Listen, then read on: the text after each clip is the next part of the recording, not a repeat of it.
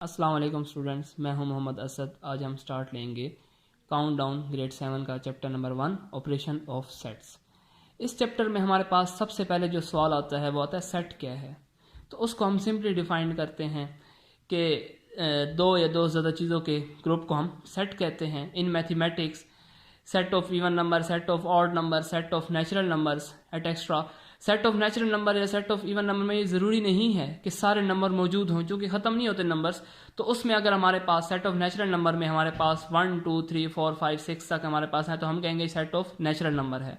अगर हमारे पास even number के सेट में 2 4 6 8 10 12 14 तक हैं तो हम कहेंगे सेट ऑफ इवन नंबर है। इसी तरह हमारे पास नेक्स्ट क्वेश्चन जो आता है वो ये आता है कि सेट को रिप्रेजेंट कैसे किया जाए। तो हमारे पास तीन फॉर्म्स हैं। सबसे पहली फॉर्म हमारी डिस्क्रिप्टिव फॉर्म है जो कि सिंपल हमारी फॉर्म है, दूसरी हमारी टेबुलर फॉर्म है, तीसरी हमारी सेट बिल्डर फॉर्म है। तो ये तीन हमारी फॉर्म है जिसको हम सेट को रिप्रेजेंट कर सकते हैं इजीली। ठीक है, उसके बाद आता है types of sets. Types of sets, सबसे पहले हमारे पास एम्प्टी सेट आता है। एम्प्टी सेट कौन सा होता है? जिसमें कोई नंबर मौजूद ना हो, वो हमारा क्या होता है? एम्प्टी सेट होता है। ठीक है, जिसमें कोई एलिमेंट्स मौजूद ना हो, जैसे कि मेरे पास एक खाली सेट है, एक नल सेट है, वो हमारा एम्प्टी सेट होता है। ठीक है, या हमने एग्जांपल दी है नीचे, इंटीजर्स बिटवीन 0 एंड 1। 0 और 1 के दरमियान को इंटीजर बताएं तो आप सबको पता है कि 0 के बाद 1 आता है, उसके मिड में कोई इंटीजर नहीं आता, तो मीन हमारे पास ये क्या हुआ? ये हमारा एम्प्टी सेट हो गया। ठीक है, उसके बाद हमारे पास आ गया फाइनाइट सेट। फाइनाइट सेट कौन सेट हो?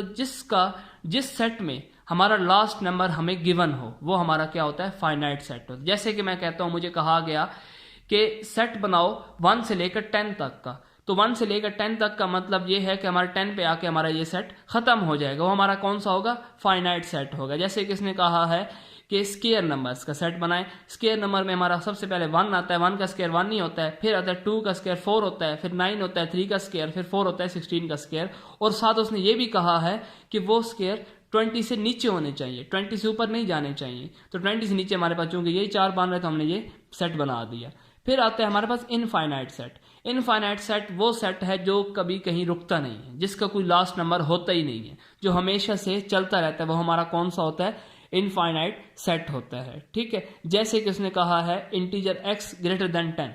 x जो हमारा है 10 से बड़ा है। अब 10 से बड़ा है वो कहाँ तक जा रहा है? लाख में जा रहा है, मिलियंस में, बिलियंस में, जहां तक मर्जी जा रहा है हमें नहीं पता। हमने जस्ट बता दिए 4-5 नंबर डाल के कि ये इनफाइनाइट सेट है। ठीक है, फिर आता है डिसजॉइंट सेट। वो सेट जिसमें कोई भी एलिमेंट, कोई भी नंबर कॉमन नहीं है, वो हमारा कौन सा होता है? डिसजॉइंट सेट होता है। जैसे कि मेरे पास एग्जाम्पल में मौजूद है 2 3 4 एंड डी की वैल्यू दी है 2 3 4 एंड एफ की वैल्यू दी है 5 6 7। तो इन दोनों मेरे ख्याल से कोई नंबर भी सेम नहीं है, तो ये हमारा क्या होता है? डिसजॉइंट सेट होता है। उसके बाद हमारे पास ओवरलैपिंग सेट्स आता है। ओवरलैपिंग सेट्स में ये होता है कम से कम एक नंबर कॉमन होना चाहिए। जैसे कि इसमें एग्जाम्पल में हमें दिया हुआ है g equal to 1 2 3 h equal to 2 3 4। तो 1 2 3 में और 2 3 4 में 2 और 3 हमारे कॉमन आ रहे हैं। एक या एक ज्यादा जो जिसमें नंबर कॉमन आ जाए, सेम आ जाए, वो हमारा कौन सा होता है? ओवरलैपिंग सेट्स होता है। उसके बाद इक्विवेलेंट सेट्स। इक्विवेलेंट सेट कौन सा सेट होता है? जिसमें नंबर ऑफ एलिमेंट्स इक्वल हों, जिसमें नंबर ऑफ एलिमेंट इक्वल हों। जैसे कि मेरे पास जे दिया हुआ है 1 4 6, उसके बाद के दिया हुआ है ए बी सी। अब इसमें 1 4 6 3 एलिमेंट हो गए, 1 एक हुआ, 4 दूसरा हुआ, 3 6 तीसरा हो गया, और के दिया हुआ है ए बी सी, ये भी 3 हो गए। मीन के इसमें नंबर ऑफ एलिमेंट सेम, वो हमारा कौन सा होता है? इक्विवेलेंट सेट्स होता है। इक्वल सेट्स हमारे पास क्या होता है? जिसमें एलिमेंट्स सेम हो, अंदर के जो एलिमेंट्स होते हैं वो सेम हो। जैसे कि हमें एग्जाम्पल में एल दिया हुआ है 2 4 6 और एम दिया हुआ है positive multiples of 2। Positive multiples of 2 बताएं, और वो 7 से छोटे होने चाहिए। मतलब कि 2 1 2 2 2 4 2 3 6 2 4 6 सेम एलिमेंट्स दोनों के हो गए। ये हमारा कौन सा होता है? इक्वल सेट्स होता है। फिर आता है यूनिवर्सल सेट। यूनिवर्सल सेट वो सेट होता है जिसमें बकाया तमाम सेट्स की वैल्यू इस सेट के अंदर मौजूद होती हैं, जिस सेट के अंदर, वो हमारा कौन सा सेट कहलाता है? यूनिवर्सल सेट कहलाता है। जैसे कि हमें दिया हुआ है जे इक्वल टू जनवरी जून जुलाई और ए इक्वल टू अप्रैल अगस्त। और यूनिवर्सल सेट में कहा गया कि मंथ्स ऑफ द ईयर पूरे साल के महीनों के नेम। मीन के जनवरी, फरवरी, मार्च, अप्रैल, मई से लेकर दिसंबर तक सारे आ जाते हैं। तो जनवरी, जून और जुलाई भी आ गया उसमें, अप्रैल और अगस्त भी, दोनों सेट्स के जो भी एलिमेंट्स थे वो यूनिवर्सल सेट में आ गए। तो ये हमारा यूनिवर्सल सेट कहलाता है। उसके बाद आता है हमारा सबसेट। सबसेट क्या होता है? जो किसी बड़े सेट, जिसकी वैल्यूज किसी बड़े सेट में मौजूद हों। जैसे कि मेरे पास एक सेट है, ए है 2 4 6 और बी हमारे पास है 2 3 4 5 6 7। तो ए की जो वैल्यूज हैं बी सेट में मौजूद है, तो हम क्या कहेंगे? A is a subset of B. A किसका सबसेट है? बी का सबसेट है। और जो बिगर सेट होता है वो क्या? सुपर सेट कहलाता है। अब जैसे कि मैं कहता हूं ना कि A is a subset of B और B is a superset of A, क्योंकि बी के अंदर जो वैल्यूज है ना वो ए के अंदर सारी मौजूद हैं, वो हमारा क्या होगा? सुपर सेट होगा। उसके बाद हमारे पास क्वेश्चन आता है cardinal number of a set. Cardinal numbers कौन से होते हैं? जिसमें नंबर ऑफ एलिमेंट्स बताए गए हों, वो हमारा कार्डिनल नंबर। जैसे कि मेरे पास एक सेट है 2 4 6 8, 2 4 6 8, 4 नंबर ऑफ एलिमेंट्स, ये हमारा कौन सा होगा? कार्डिनल सेट्स होगा। उसके बाद हमारे पास आता है operation of sets. Operation of sets में सबसे पहले यूनियन ऑफ सेट आता है। यूनियन किसे कहते हैं? यूनियन कहते हैं दो सेट्स के आपस में कॉम्बिनेशन को यूनियन कहते हैं। जैसे कि मेरे पास एक सेट है 1 2 3 4 5, बी सेट है 6 7 8 9 10। अब मुझे पहले तरतीब के साथ उसको लिखना है। तरतीब हमारी क्या होती है कि 1 से हमारी काउंटिंग स्टार्ट होती है, 1 2 3 4 5, फिर आगे 6 7 8 9 10 जो भी है। अब उसने एग्जाम्पल 1 में दिया हुआ है a equal to 1 3 5 7 9, b equal to 0 3 6 9। Solution हमारे पास यूनियन निकालना है इसका, तो a यूनियन b, 1 3 5 7 9 लिखा यूनियन। अब इसमें आप एक चीज याद रखियो कि जब भी यूनियन हो, इंटरसेक्शन हो, डिफरेंस हो, कुछ भी हो, दरमियान में जो साइन होता है वो जरूरी मेंशन करें, क्योंकि अगर वो आप मेंशन नहीं करेंगे तो आपका सवाल गलत हो जाएगा और जो एग्जामिनर होगा वो यही कहेगा, उसे समझ भी नहीं आएगी, वो यही कहेगा इसने सवाल गलत किया या चीटिंग करके किया है। ठीक है, तो आप जब भी क्वेश्चन को आंसर मेंशन करने लगे यूनियन, इंटरसेक्शन में या किसी भी चीज में, तो आप साइन का खसूसी ख्याल रखा करें, क्योंकि साइन के बगैर उस क्वेश्चन की समझ ना एग्जामिनर को आती है ना उसके मार्क्स मिलते हैं। ठीक है, तो ए यूनियन बी है तो ए सेट लिखा, उसके बाद यूनियन लिखा, फिर सेट बी लिखा। अब इसका यूनियन कैसे करेंगे? मेरे पास 1 3 5 7 9 है, उसके बाद 0 3 6 9 है, तो हमारी काउंटिंग जो स्टार्ट होती है वो 0 से स्टार्ट होती है। 0 के बाद 1 आता है, 1 के बाद देखें 2 है, दोनों में 2 नहीं है, 3 है, दोनों में 3 है, तो 3 एक दफा लिख दें। अब दोनों तरफ देखेंगे 3 के बाद 4 है, दोनों में नहीं है। अब 5 दोनों में से एक में है, लिख दें 5, दोनों में 6 भी एक में है, लिख दें 7, दोनों में से एक में है, लिख दें 8, दोनों में नहीं है। अब ये तरतीब के साथ लिखने को हम यूनियन कहते हैं। ठीक है, उसके बाद हमारे पास आता है intersection of set. Intersection of set उसे कहते हैं जिसमें एक या एक ज्यादा एलिमेंट कॉमन आ जाए, वो हमारा इंटरसेक्शन होता है। दो सेट्स में एक या एक से ज्यादा एलिमेंट कॉमन आ जाए, हमारा क्या होता है? इंटरसेक्शन हो। जैसे कि हमारे पास एग्जाम्पल 1 में दिया हुआ है इफ a इक्वल टू 1 3 5 7 9 और b इक्वल टू 0 1 2 4 6 8। अब इनका जब मैंने इंटरसेक्ट किया, फिर वही बात बता रहा हूं कि साइन का खसूसी ख्याल रखें, तो जब इंटरसेक्ट किया तो इन दोनों मुझे सिर्फ 1 कॉमन आया, तो ये हमारा क्या हुआ? इंटरसेक्ट हुआ। और अगर साथ ये भी उसने मेंशन किया कि when no elements are same, अगर कोई एलिमेंट सेम नहीं है तो हमारा आंसर क्या होगा? एम्प्टी सेट होगा। फिर तीसरा आता है डिफरेंस ऑफ सेट। डिफरेंस कहते हैं माइनस करने को। डिफरेंस ऑफ सेट क्या होता है? जब भी हम किसी भी सेट ए में से सेट बी को माइनस कर रहे हो, तो जो सेट ए और सेट बी में सेम हो उसको खत्म कर दे और सेट ए की जो वैल्यूज बचे वो हम लिख दे। जैसे कि हमारा सम टाइम क्या होता है हमारे पास कि ए की वैल्यू दी है 0 1 2 3 4, ठीक है, बी की दी है 2 3 4 5 6। अब ये नहीं है कि 0 1 2 3 4 में 2 3 कॉमन आ रहा है, वो खत्म हो गया। अब 0 1 जो है ना ए के वही बचेगा, ये नहीं 4 5 6 का बी का हम नहीं लिख सकते, क्योंकि वो हमारा जब भी हम कोई डिफरेंस निकाल रहे होंगे तो हमारी वैल्यू ए की ही लिखी जाएगी, जो बचेंगी जो सेम होंगी वो कैंसिल हो जाएंगी। ठीक है, बी की वैल्यू को हम नेग्लेक्ट कर देंगे।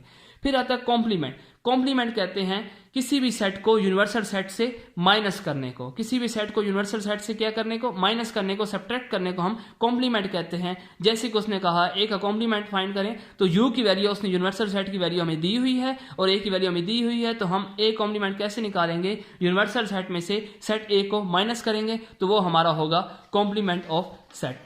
ठीक है, उसके बाद आता है प्रॉपर्टीज ऑफ सेट्स। प्रॉपर्टीज जो कि हमारे इंतहाई इंपॉर्टेंट है, जो कि हर आफ्टर मैट्रिक आपकी जरूरत पड़ेगी, हर क्लास में तकरीबन ये यूज हो रही होती हैं। तो सबसे पहले हमारी है commutative property of union of sets.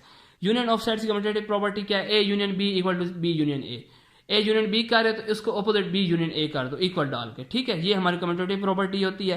फिर इंटरसेक्शन में क्या होता है, कम्यूटेटिव प्रॉपर्टी ऑफ इंटरसेक्शन में A intersection C equal to C intersection A, intersect कर देना जस्ट, ठीक है, इक्वल करके, और दोनों का आंसर सेम आना चाहिए। अगर सेम नहीं आएगा तो हमारा वो property commutative property of union भी नहीं होगी, कम्यूटेटिव प्रॉपर्टी इंटरसेक्शन भी नहीं होगी।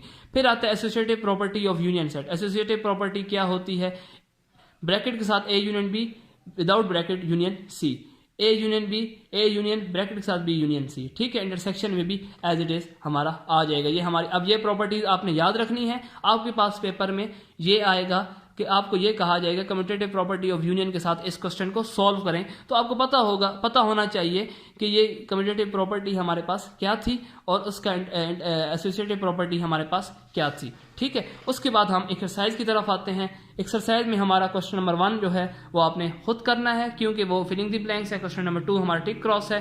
क्वेश्चन नंबर 3 हमारे पास कहता है if A and A equal to 2 4 6 8 B equal to 1 3 5 7 find A union B. A union B find करें, तो वो हम फाइंड करते हैं A union B equal to set of A union set of B.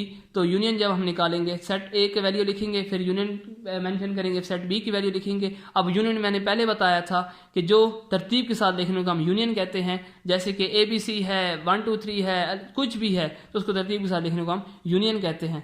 फिर कहते हैं if A equal to 3 6 9 B equal to null set है, तो इसका ए यूनियन बी। जब भी किसी नल के सेट के साथ यूनियन करना हो तो हमारे पास तरतीब के साथ जो पहली वैल्यू मौजूद होती है वही लिखी जाती है, नल सेट को मेंशन नहीं किया जाता है।